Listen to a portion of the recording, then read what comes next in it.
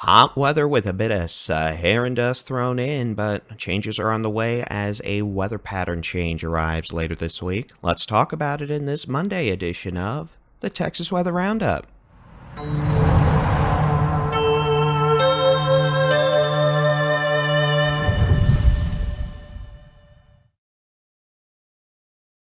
Thank you to Storm Pro Solution for sponsoring today's Texas Weather Roundup. You can find them on the web at stormprosolution.com.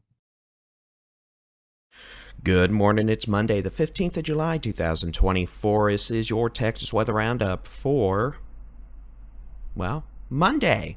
Clearly, I need coffee. But you know what doesn't need coffee? Mother Nature, because it's already quite toasty outside, and that is going to continue for the next several days across the state as we deal with southerly winds and, well, typical summertime weather across the state. Maybe a couple of showers across the Panhandle this evening into early Tuesday morning. Otherwise, well, we could see some stronger storms Tuesday afternoon into Tuesday night as a cool front moves into the Panhandle. We're also going to start seeing increasing monsoonal moisture across parts of far west Texas. We could see a couple of isolated pop-ups this afternoon in the Big Bend and in the Davis Mountains. Otherwise, y'all will have to wait until later this week for increasing monsoonal moisture in the west, and we're also going to start seeing increasing precipitation chances farther to the east. Let's take a look at the longer range forecast. Here's the global forecast system. It brings an area of scattered showers and maybe storms into portions of North Texas, the northern half of the state, Wednesday afternoon into Wednesday evening, shifting it south into the southern half of the state by Thursday afternoon. We'll see if that progression is that quick or if chances will continue farther north as well, we lag into Thursday. That's still a bit up in the air. Otherwise, yeah, we're going to have scattered shower and thunderstorm chances begin to be a daily occurrence for the second half of this week into the weekend. And even early next week, you could see chances across the east and chances across the western parts of the state. And with this pattern change and increase in precipitation chances will come comparatively cooler temperatures. Let's take a look at the wildfire outlook over the next few days across the state. Today and tomorrow, we're looking at moderate to high wildfire danger, especially across parts of the Panhandle, West Texas, the Big Country, Northwest Texas, the Concho Valley, and parts of the Permian Basin, the Trans-Pecos. But as we progress into Wednesday and beyond Wednesday, that wildfire danger will start to come down as we see an increase in moisture. Temperatures cool off a bit, and we also see increasing chances for precipitation. Here's the forecast rain totals today through 7 a.m. Saturday. Keep in mind this graphic only shows rain totals exceeding 1/10 of an inch on a regionalized basis. As we get closer, we can show more high resolution totals, you know, that hit or miss sort of activity. But at this point, we are expecting at least measurable precipitation chances across the Panhandle, parts of West Texas, Texoma, the Arklatex, Northeast Texas, East Texas, Southeast Texas, the Golden Triangle, and the Brazos Valley from 1/10 up to maybe 1/2 of an inch locally, up to 1 inch of rain, which, hey, that's better than nothing, especially in mid-July. And no, it has nothing to do with any sort of tropical mischief. We're not going to be dealing with any tropical mischief probably for a couple of weeks at least, which is always fortunate as we deal with Saharan dust, especially across the southern half of the state today, the potential for another round next week, and that also signifies a layer of dry air in the mid-levels of the atmosphere as that moves from Africa across the Atlantic towards us. That really shuts down the Atlantic basin for a lot of tropical mischief activity, since tropical cyclones don't really do well with dry air. Here's the temperature forecast over the next couple of days. It's going to be hot today. Triple digits, northern half of the state pretty much. If it's not 100, well, it's going to be like 98 or 99 or feel like 105. So take your pick. It's hot. It's July in Texas. Maybe 109 this afternoon in Borger. Now, that is excessive up in the Panhandle. That's just nasty sauce there.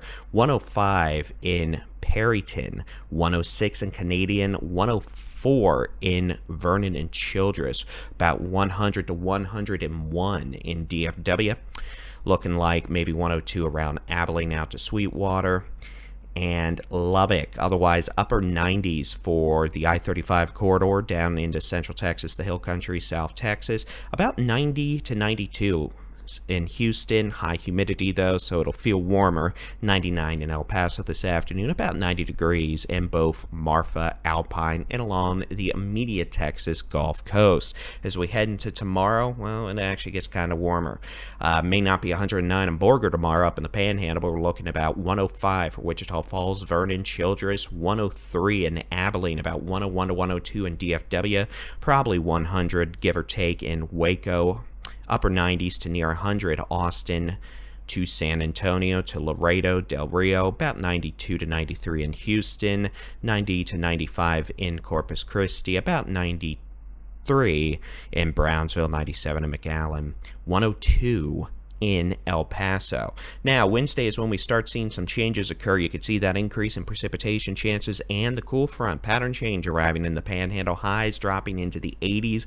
Everyone else across the state, it's still going to be hot, just like today and tomorrow. Highs upper 90s and triple digits. But then Thursday, pattern change.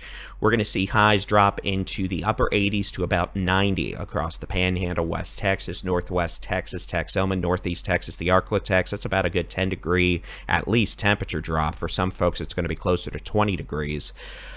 Central Texas, still going to be warm. Same for the rest of the state. High still in the 90s on Thursday. And then as we get into Friday, kind of dropping down towards the lower to middle 90s across a good chunk of the state, with 80s in East Texas, the Arklatex, Texoma, the Panhandle, West Texas.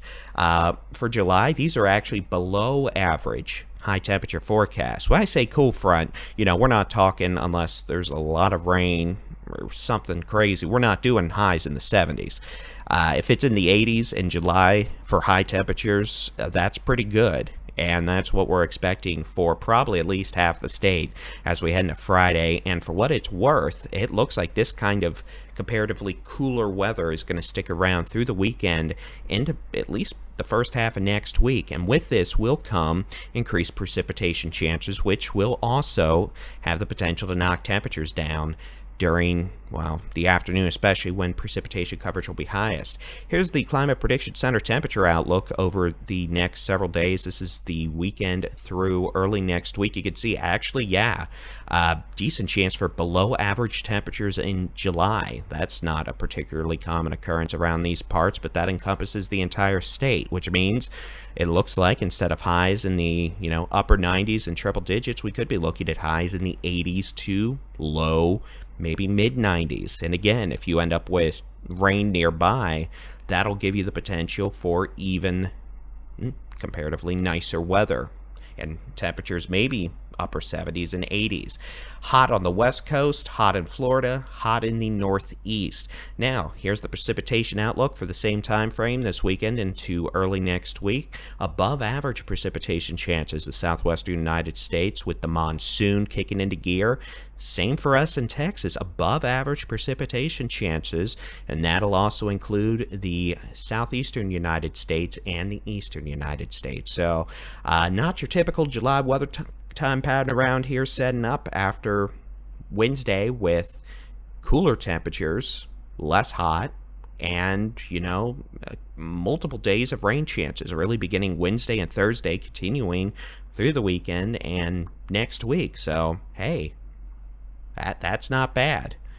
We definitely need it across parts of the state. At this point, again, we're not looking at any sort of crazy holy moly guacamole flooding situation. We're not looking at widespread severe weather, although, yeah, we could have some stronger storms mixed in with hail and maybe some strong winds, lightning, of course. But hey, you know what? If we can get, scattered pop-up thunderstorm chances and highs in the 80s and low 90s compared to last summer when we didn't have rain for like 3 months and it was 110, we'll take it. That'll be it for your Monday edition of the Texas Weather Roundup. As always, you can get your local weather forecast in the free Texas Storm Chasers mobile app. Just search for Texas Storm Chasers where you download apps for your device. Your local weather forecast, interactive weather radars, live severe weather coverage when necessary, and of course your daily Texas Weather Roundup forecast and more. And as always, thank you to those following us on the Texas Weather Center YouTube channel. We appreciate the comments. good, bad, whatever you want. Just, we like the feedback. And of course, if you feel so obliged, hit that big old thumbs up button. And if you're not subscribed, hey, come join the family. We'll have your next Texas Weather Roundup video out bright and early tomorrow, Tuesday, the 16th of July. Y'all make it a good Monday. Stay cool. As always, God bless.